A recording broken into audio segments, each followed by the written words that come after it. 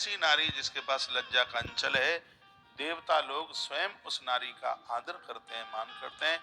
नारी के पास लज्जा का अंचल होना चाहिए, उसके पास लाज का अंचल होना चाहिए। ऐसी नारी उस घर में परमात्मा को प्रकट करके खड़ा कर देती है। निर्लज्जा सयने पत्नु सस्मिता साथ सदैव। बड़ी अच्छी अच्छी बातें कही हैं। वो नारी निर्लज्ज है।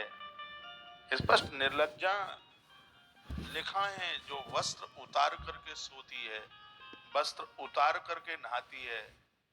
वर्णन है इस पर, इसमें साफ वर्णन है।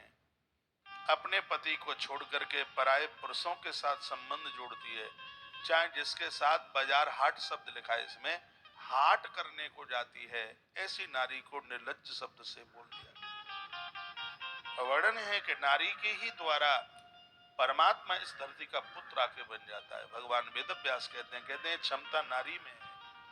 इस मातृ शक्ति के ही द्वारा निर्गुण सगुण बनता है, जगत का पालक इस माँ का बालक बनता है, और अविनाशी इस धरती का उदरवासी बनता है। क्षमता नारी की। नारी को तो बहुत सजगता के साथ अपने पामों को आगे के लिए बढ़ाना चाहिए। अन्नादेश विभागस्य कुर्यात् सुचतुरा सती एवं विधातु या नारी सर्वै पूज्यते ध्वजा। जो नारी अन्नादिशम विभागंच है, अन्न को बीन करके, धो करके, फिर उसको पीस करके, आटा गूंथ कर बनाकर देवताओं का भोग लगाती है। और पहले के समय में ऐसा ही होता था। आपने कभी गेहूं नहीं खाए? बूढ़ी माताओं को पता होगा, पहले एक एक गेहूं बीना जाता था। 2 श्लोकों में ये बात कही गई है।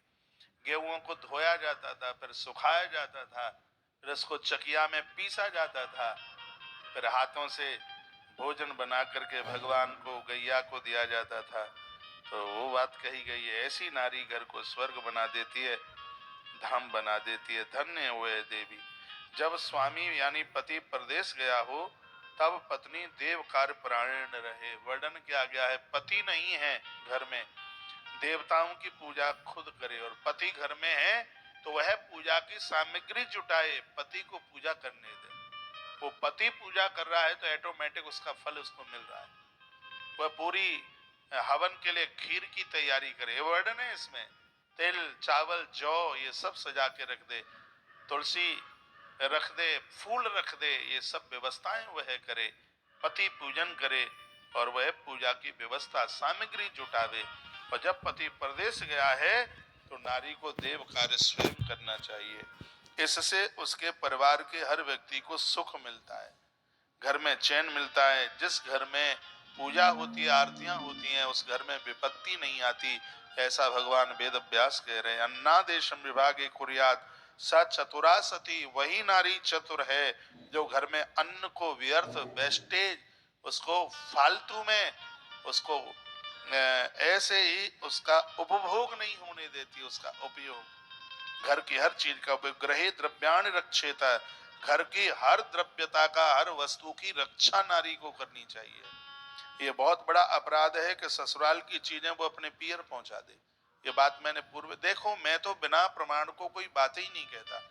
मैं तो जो भी कोई सूत्र, कोई भी बात आपके पास में रखूंगा तो मेरे पास उसकी संस्कृत भाषा है। लिखा है, गृहे द्रव्याणि रक्षेत सावधानायाच सर्वतः।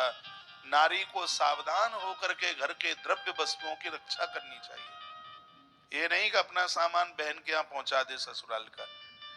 ये ससुराल का जितना भी जो कुछ है उसके ऊपर उसका अपना अधिकार है, इसलिए तो वो गृहिणी है। वो छिपा करके, ये नहीं है बहन के यहाँ भेजा दे, हैं जीजा जी के यहाँ भेज दे, भाभी के पियर भेज दे, पापा जी के यहाँ भेज दे। ये तो वो अपने पितृ पक्ष को, पितर पक्ष को, यानी पियर वाले लोगों के लिए यमराज का दरवाजा खुलवा रही है। कभी भी भूल करके भी सामान वहां का उठा करके, चुरा करके, और वह उसको अपने पियर न भेजे। गृहे